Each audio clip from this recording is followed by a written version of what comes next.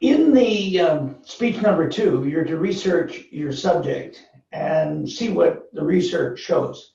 I read the book on the biography of Leonardo da Vinci. Some of you may have noticed here a few months ago that one of his paintings sold for $450.3 million. Now that's a great example of legacy, that somebody that could that many years ago put a painting out that's being sold for that amount now.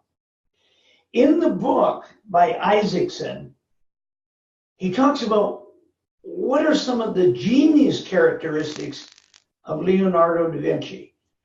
I've been thinking about these characteristics and wondering how we could apply them to Toastmasters.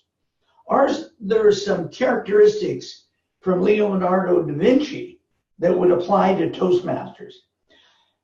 In the book, there are many characteristics of genius, but I will only cover a few. One of the first ones to talk about is how Leonardo da Vinci captured his ideas on paper.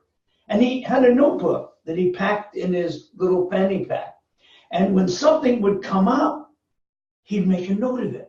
In fact, he would travel around Italy and he'd travel to the square and he'd see faces and he'd say, that's a face that I want to draw at some point. So he would make a diagram on it. It's been shown that if we capture our ideas, these are epiphanies that come to us. And if we capture these ideas and then take some action on them, we too can be successful. We too can be genius. Now in Toastmasters, that's essential. You get the opportunity to do a speech out into the future. And then when something comes to you, make a note. Now recently, my son gave me a little notebook. There it is. I pack it right here. And this little notebook has a pen. Rather novel idea to have a pen these days. And in the notebook, you can copy down your ideas. So I have my notebook, I can copy down my ideas. Now, in Sartori's book, Synchronicity, the Entrepreneurial Edge, she says if you have an idea, it's important to take 5 minutes to brainstorm it and take some action within 24 hours. The notebook and ideas would be a key characteristic that Toastmasters could adopt. The other thing that I found is that Leonardo da Vinci was always growing. He was always wanting his reach to exceed his grasp. But what else did he do? Well, he avoided silos. That meant that he avoided being locked in to one particular area. I was just saying to a friend of mine recently, some of us get locked in when we read the newspaper, skip over the sports section, or others of us would just read the sports section. I'm saying Leonardo da Vinci was prepared to go across many different areas. Avoiding silos could be a key characteristic that Toastmasters could adopt. With Leonardo da Vinci, for example, he had a diagram on a human-powered flying machine. He wanted to know all of the aspects of water. But the one that I found most interesting is that he said to his patron, I can show you how to protect this city with some of the military genius that I have. We can all stretch by avoiding silos. The big one, which is now, it appears to be absolutely essential in Toastmasters, is collaboration. Toastmasters has always had the idea of collaboration. We have collaboration with the fact that we have evaluators. But now we have evaluation where mentoring becomes an essential element. Well, a lot of people, and I certainly was not aware, that many of the paintings that Leonardo da Vinci is known for to be the painter, were all done in collaboration.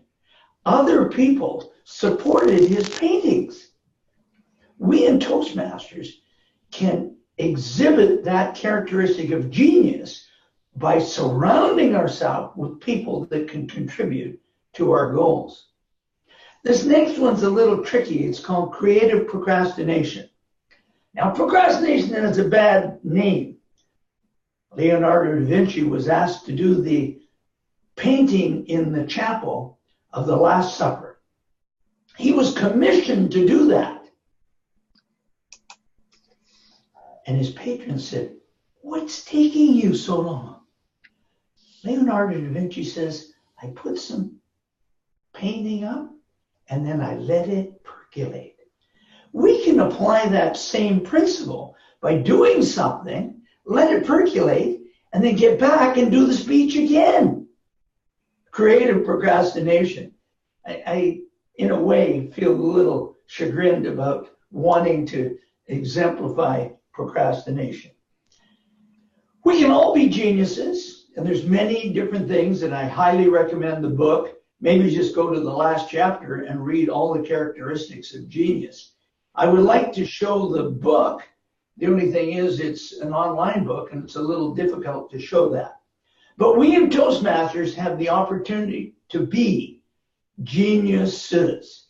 Just by doing what we're doing with this online is stretching the bounds of imagination. And that was one of the key things that Leonardo da Vinci did. He was always bordering on the edge of fantasy. Mr. or Madam Toastmaster, that's my second speech, and I look forward to Derek doing an evaluation.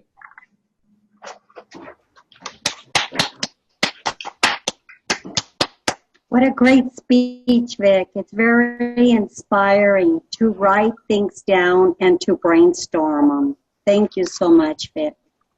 Our next speaker is Chris.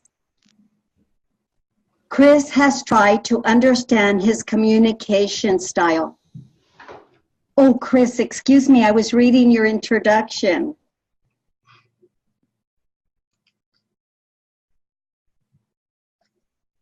You can continue reading it. Yeah, he's just getting prepared.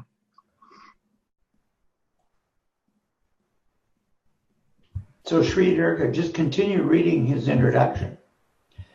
He will be using slides and he will be